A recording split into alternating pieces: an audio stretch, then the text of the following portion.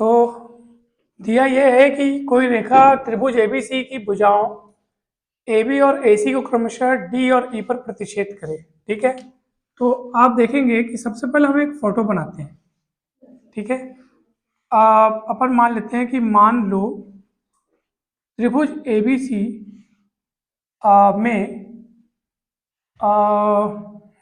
त्रिभुज ABC में कोई रेखा भुजाओं AB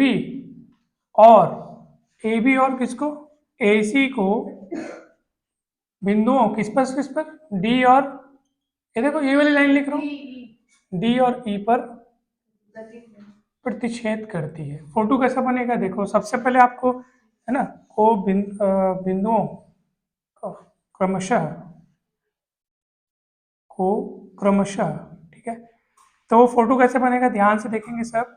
ये हो गया त्रिभुज, ठीक है, टेढ़ा हो गया क्या, हाँ ये त्रिभुज ABC त्रिभुज हो गया। ठीक, अब एक ऐसी रेखा खींचनी है जो AB और AC को किस पर प्रतिच्छेद करती है, D और E तो ये D पर और E पर, यानी ये रेखा इस AB को जहां पे काटती है उस बिंदु का नाम D दे दिया और AC को जहां पर कट करती है उस बिंदु का नाम क्या दे दिया, E। तो अभी अपन थ्योरम पढ़े थे, वो थ्योरम क्या था, आधारभूत समानुपातिक प्रमेय से क्या होना चाहिए, अगर ये रेखा जो है इस वाली रेखा जो BC के समांतर है और AB और AC को कट कर रही है, तो जरूर ये वाला जो अनुपात है यानी AD बटे DB और AE बटे EC बराबर होगा कि नहीं होगा बताओ। आधारभूत समानुपातिक प्रमेय से अगर कोई रेखा त्रिभुज के किसी एक भुजा के समांतर खींची जाए तो वो अन्य दो भुजाओं को जिन बिंदुओं पर काटती है वे बिंदु उन भुजाओं को समान अनुपात में विभाजित करती है। यही वाला थ्योरम मैं आपको बताया था। तो बताओ क्या होगा, तो आप लिखेंगे अब, ठीक है, और अपन लिखेंगे चूंकि ये जो लाइन है DE ये किसके समांतर है सर, BC के समांतर है। फोटो में भी दिख रहा है आपको और ऐसा प्रश्न में भी दिया है, ये भुजा BC के क्या हो, समांतर हो। ये देखो यहाँ दिया है, तो DE समांतर है BC के, इसीलिए आधारभूत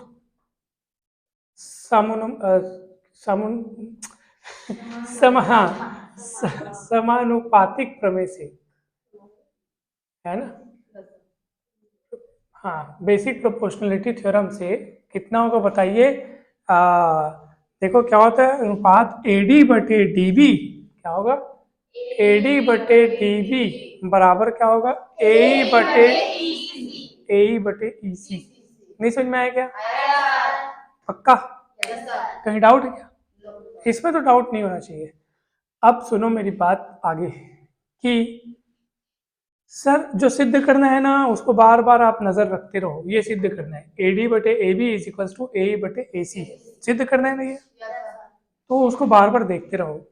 जो सिद्ध करना वहाँ AD आया है, यहाँ हमारे पास AD है, ठीक है, अच्छी बात है, लेकिन बटे में हमारे पास DB है, वहां बटे में क्या दिख रहा है, AB मतलब पूरी ये वाली दूरी है, तो हमको AB लाना पड़ेगा यहाँ पे। तो AB कैसे लाया जाए, तो पहले एक काम करता हूँ कि पहले मैं दोनों पक्षों का व्युत्क्रम ले लेता हूँ। क्या करता हूँ, व्युत्क्रम मैंने पलट देता हूँ, है ना, दोनों ओर व्युत्क्रम लेने पर, पूछो क्यों, अभी थोड़ी देर में बता रहा हूँ आपको मैं। तो क्या हो जाएगा, DB बटे AD हो जाएगा और ये EC बटे AE हो जाएगा, समझ में आ रहा है। अब दोनों पक्षों में एक जोड़ दो, दोनों ओर कितना जोड़ दो, एक जोड़ने पर, पूछो क्यों, अभी बता रहा हूँ थोड़ी देर में। तो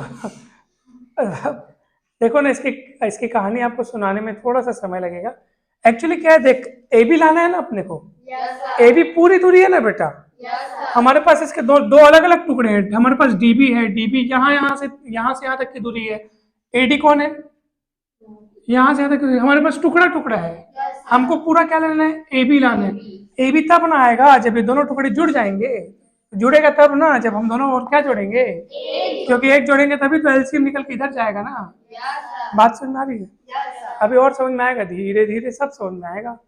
तो चलिए +1 हो गया। अब सुन, LCM निकाल के इधर जाएगा DB, AD एक कम AD, और बटे AD, इधर क्या हो जाएगा EC AE प्लस, सॉरी हाँ LCM AE plus EC plus AE, नहीं समझ में आया क्या?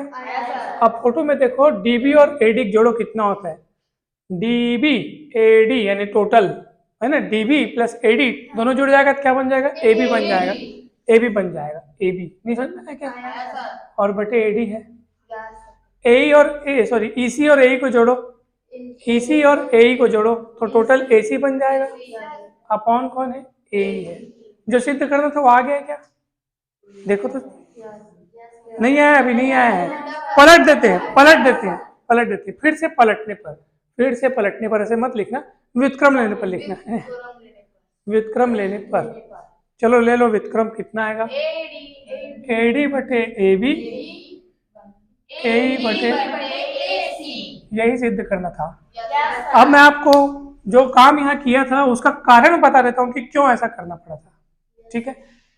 ये तो खैर ये तो समझ में आ गया सर, DE पैरेलल है किससे, BC से, DE पैरेलल है BC के, इसलिए ये आधारभूत समानुपातिक में बेसिक प्रोपोर्शनलिटी थ्योरम से आ गया AD by DB is equals to AE by AC, AE by EC, ठीक है, AD by DB is equals to AE by EC, तो ये तो आ गया, ठीक है।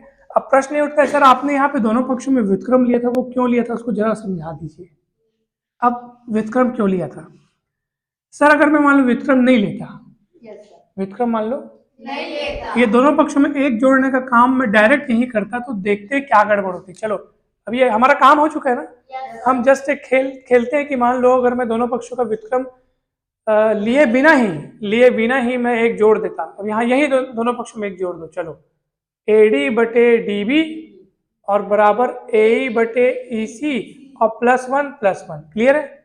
एलसीएम निकल के ऊपर जाता है, ये क्या होता है, AD प्लस DB एक कम DB होता, अपॉन DB होता, उधर भी होता ना, AE प्लस EC हो जाता, अपॉन EC हो जाता, नहीं समझ में आया क्या?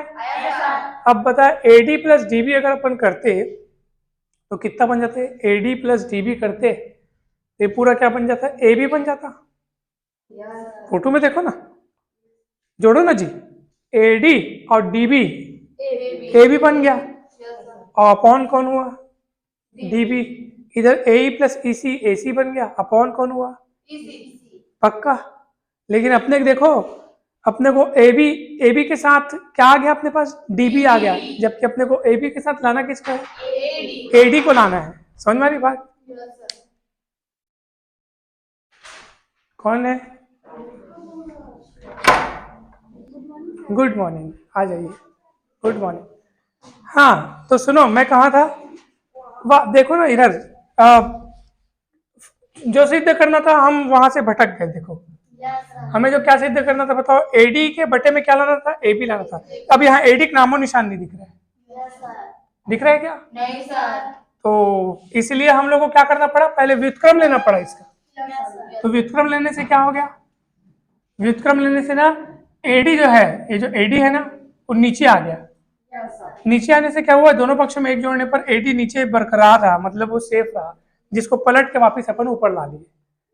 इसलिए एक जोड़ने से पहले क्या किया था, व्युत्क्रम लिया था ताकि उस AD को बचाया जा सके। अगर आप देख लो ना, बिना व्युत्क्रम लिए अगर आप एक जोड़ते तो AD गायब हो गया। यहाँ से दिख रहा है AD कहीं? नहीं दिख रहा है। क्यों नहीं दिख रहा है? क्योंकि आप AD को ऊपर रखते हुए ही 1 जोड़ दिए थे, और इसलिए एलसीएम निकल के जब इधर गया तो ये AB बन गया। कुछ तो समझ में आ रहा होगा ना, है ना? इसलिए ये सब दिमाग लगाना है कि क्या सिद्ध करना है, उस हिसाब से आपको कब व्युत्क्रम लेना है, कब एक जोड़ना है, फिर से पलटना पड़ा देखो आखिर। तो ये सब आपको ध्यान रखना है, ठीक है?